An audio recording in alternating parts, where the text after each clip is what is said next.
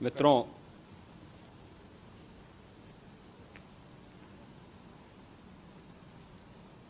महाकुंभ प्रयागराज का आज मौनी अमावस्या का मुख्य स्नान है और कल सायंकाल 7 बजे से ही काफी बड़ी संख्या में श्रद्धालुजन प्रयागराज पहुंच करके स्नान भी कर रहे थे और काफी बड़ी संख्या में श्रद्धालुजन ब्रह्म मुहूर्त का भी इंतजार कर रहे थे। एक दुर्भाग्यपूर्ण हादसा इसी दौरान अखाड़ा मार्ग पर संगम के तट पर हुआ, जिसमें 90 से ज्यादा लोग गंभीर रूप से या सामान्य रूप से घायल हुए। यह हादसा भारी भीड़ के द्वारा अखाड़ा मार्ग के बैरिकेडिंग्स को तोड़ने और उसके बाद उससे कूद करके जाने के कारण वहां पर हुआ है, जिसमें 30 के आसपास लोगों की दुखद मृत्यु हुई है। 36 घायलों का प्रयागराज में उपचार चल रहा है। शेष घायलों को उनके परिवार के सदस्य लेकर के चले गए हैं।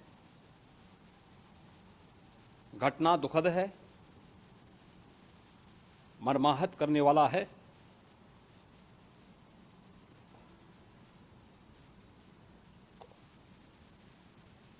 उन सभी परिजनों के प्रति हमारी पूरी संवेदना है। हम लोग रात्रि से ही लगातार प्रशासन के संपर्क में हैं। मेला प्राधिकरण, पुलिस प्रशासन, एनडीआरएफ, एसडीआरएफ,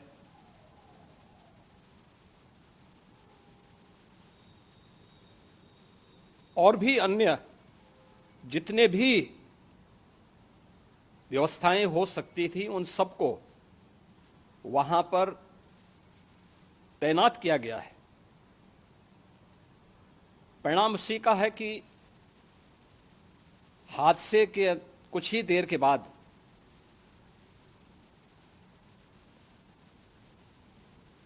राहत कार्य को ग्रीन कॉरिडोर बना करके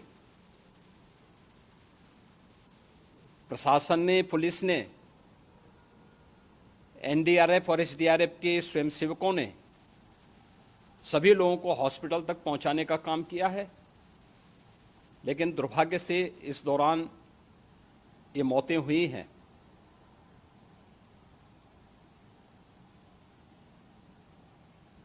स्वाभाविक रूप से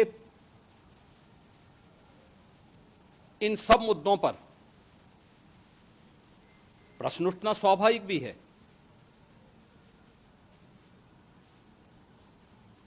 उपचार के बाद बहुत सारे लोग अपने परिवारजनों के साथ जा चुके हैं, उनके परिवार के लोग ले जा चुके हैं।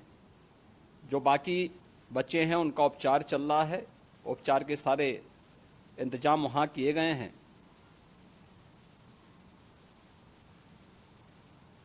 प्रेशर मौनी अमावस्या का ये मुख्य स्नान है महाकुंभ का, और बहुत ज्यादा प्रेशर प्रयागराज में होने के कारण सभी प्रकार के मार्ग भी चौक थे।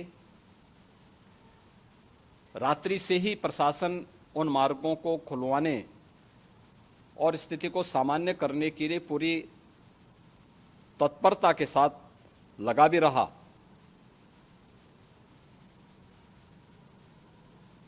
ये सभी घटनाओं के बाद, ये जो हादसा हुआ है, इस हादसा के बाद वहां पर अखाड़ों ने जो आज अमृत स्नान ब्रह्म मुहूर्त में 4 बजे से प्रारंभ होना था।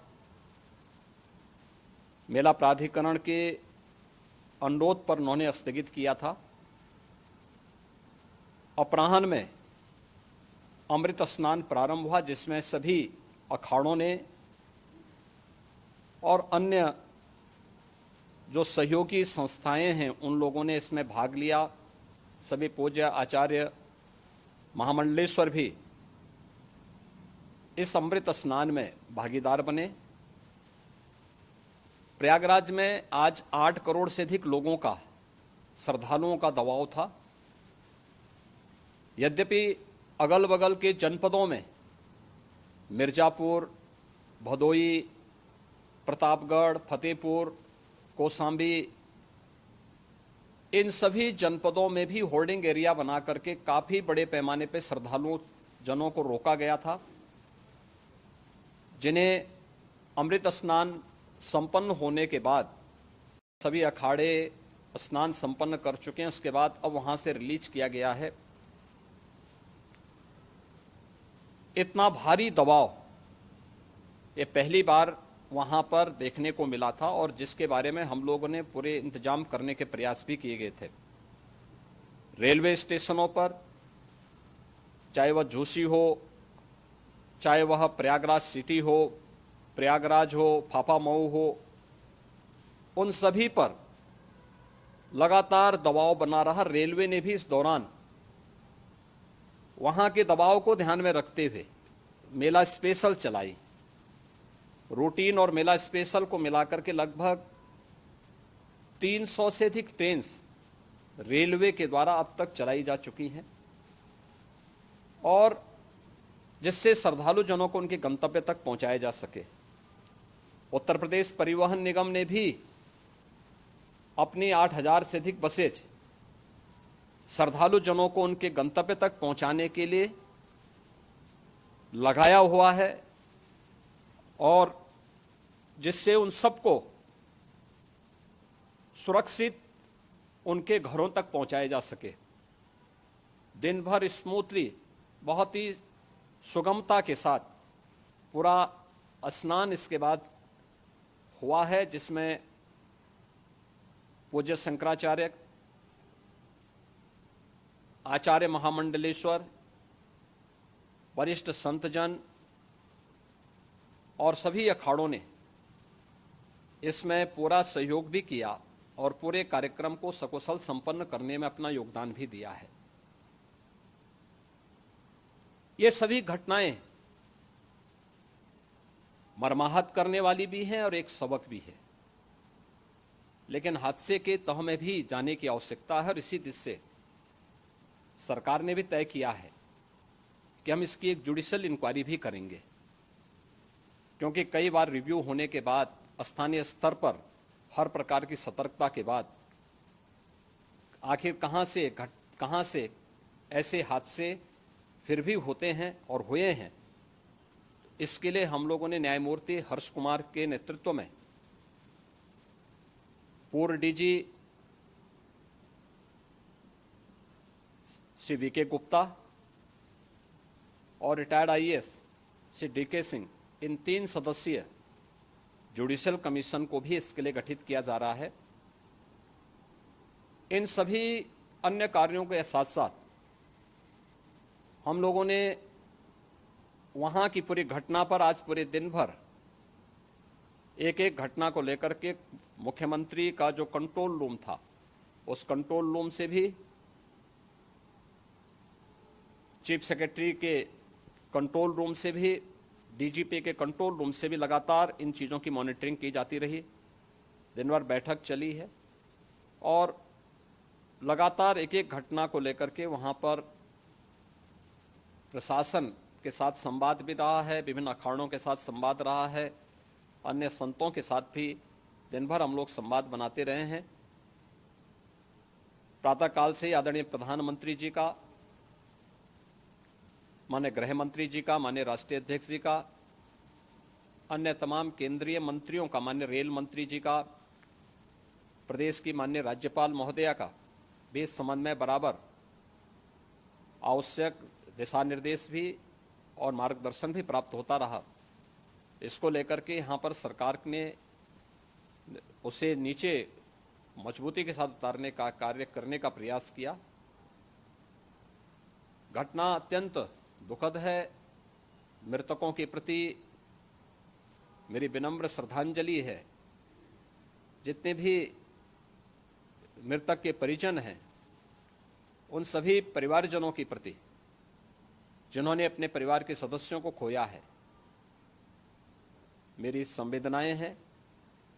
विनम्र श्रद्धांजलि उनके प्रति संवेदना मेरी है। और इस पूरी घटना की हम लोग न्यायिक जांच करवा करके इसकी तह में भी जाएंगे।